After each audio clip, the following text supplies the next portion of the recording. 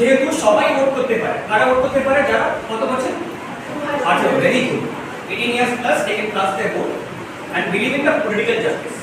তাতে কি, যদি আমি দাঁড়াতে চাই কোনো পার্টিকে, I can also file a nomination paper আর আমি ভোট দিতে পারি। আমাকে 25 বছর হতে হবে ফর লোকসভা, ঠিক আছে? এবার এই যে বডি হয়, এটা একটা হয় চিফ ইলেকশন কমিশনার। চিফ, তো আমি প্রথম পার্ট এই যে কম্পোজিশন এটা কভার করব, চিফ ইলেকশন কমিশনার আর দুজন সঙ্গে হেল্প করে, ঠিক আছে? এবার যদি আমরা আসি ফাংশনসে, আর একটা কার হয়, তাতে আমরা কি করি? ভোটার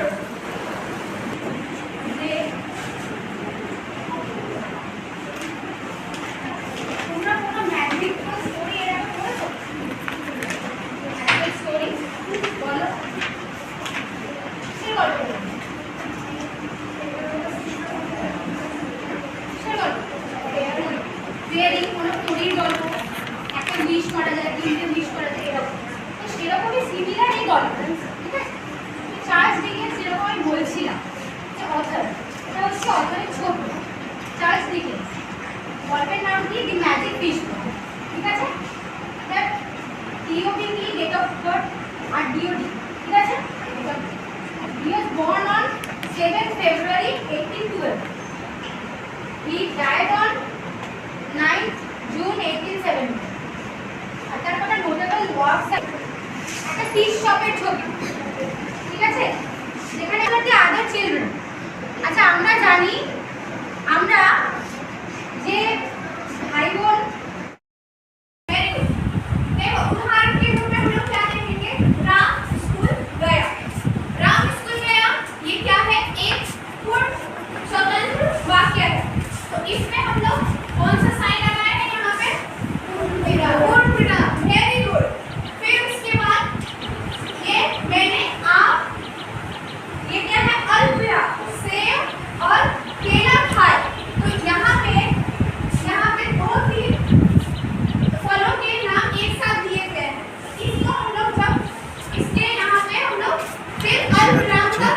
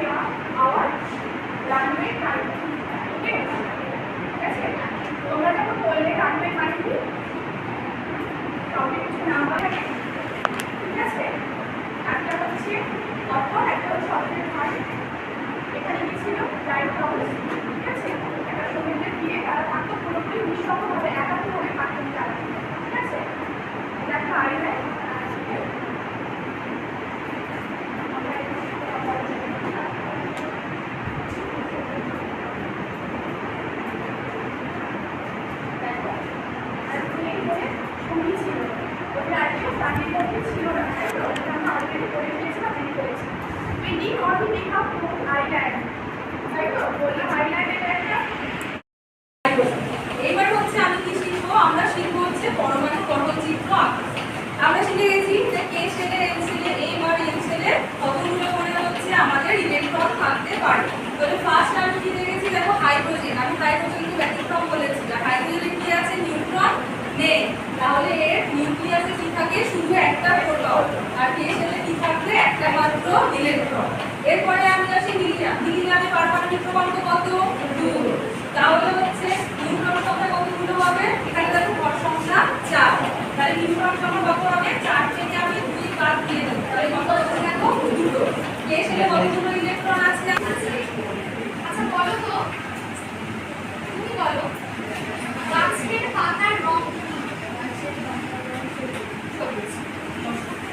আচ্ছা ঠিক বলছো তো?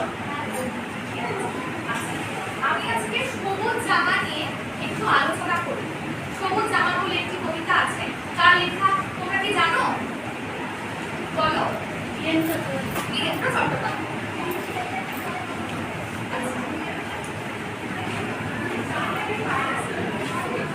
চট্টোপাধ্যায় বাংলাদেশে জন্মগ্রহণ করেন, ঠিক আছে? 2রা সেপ্টেম্বর 1920 সালে বাংলাদেশের বিক্রমপুরে Hospital. Okay, this is common. You don't know the name of hospital, right? And your name is Woodland Hospital.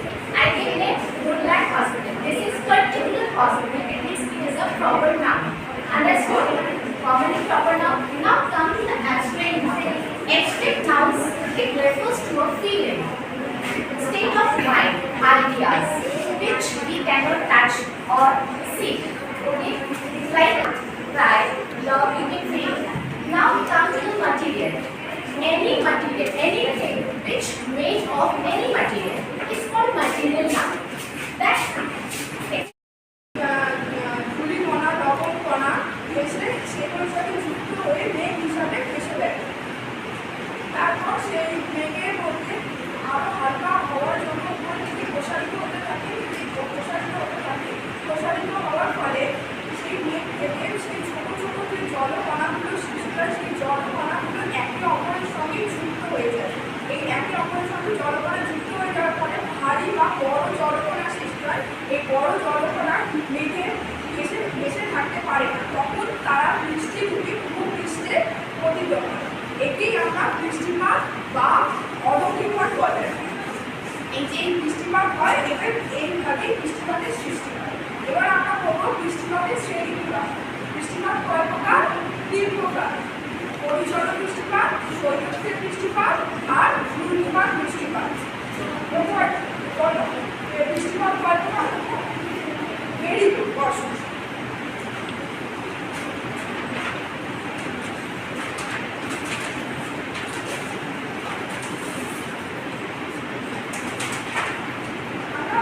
বৃষ্টিপাতের ধারণা কি কি? পরিচলন বৃষ্টিপাতকে বলে ইংলিশে বলে কনভেনশনাল রেইনফল। পরিচলন বৃষ্টিপাত কিভাবে সৃষ্টি হয়? পরিচলন বৃষ্টিপাত প্রধানত দেখা যায় নিরক্ষীয় অঞ্চলে সূর্য রশ্মি লম্বভাবে বিরোধ দেওয়ার ফলে সেখানে অত্যাধিক উষ্ণতা থাকার জন্য সেখানে প্রচুর জলবায়ু। का बोध हुआ इससे होगा। द्रव्यवाचक में जहाँ पदार्थ का बोध हुआ और पदार्थ, ठीक है।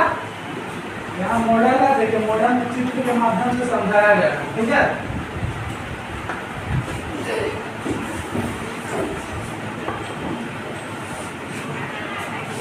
जैसे देखिए यहाँ व्यक्तिवाचक पहला संज्ञा था ना, तो गुरु नानक जी के नाम का बोध हुआ, नाम का बोध हुआ ना, नाम का बोध हुआ ना, तो गुरु नानक जी कौन सी संख्या हुआ?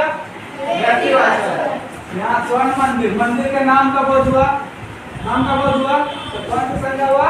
व्यक्तिवाचक। इसी तरह बंदर है, बंदर कहने से क्या हो रहा है? पूरे संपूर्ण जाति का बोध हो रहा है।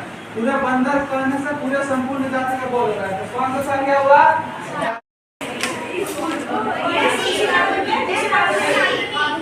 আধুনিক, একদম কারেক্ট। মডার্নাইজেশন মানে আধুনিকতা, আর আরবানাইজেশন URBANIZATION, এটা হচ্ছে আরবানাইজেশন। আরবানাইজেশন মানে শহুরে সভ্যতা, মানে নগরায়ন, ঠিক আছে। তাহলে এই মডেলটা থেকে আমাদের বোঝানো হচ্ছে যে মূল কথাটা তার এক গল্পে যে জিনিসটা হচ্ছে যে শহর সভ্যতার উত্থান আর রুরাল সভ্যতা বা গ্রামীণ সভ্যতার পতন, ঠিক আছে। এইবার আমরা জানবো যে এক্সপ্লরেটর সম্বন্ধে আরেকটু বেশি, তার জন্য আমাকে জানতে হবে what is the right intimacy.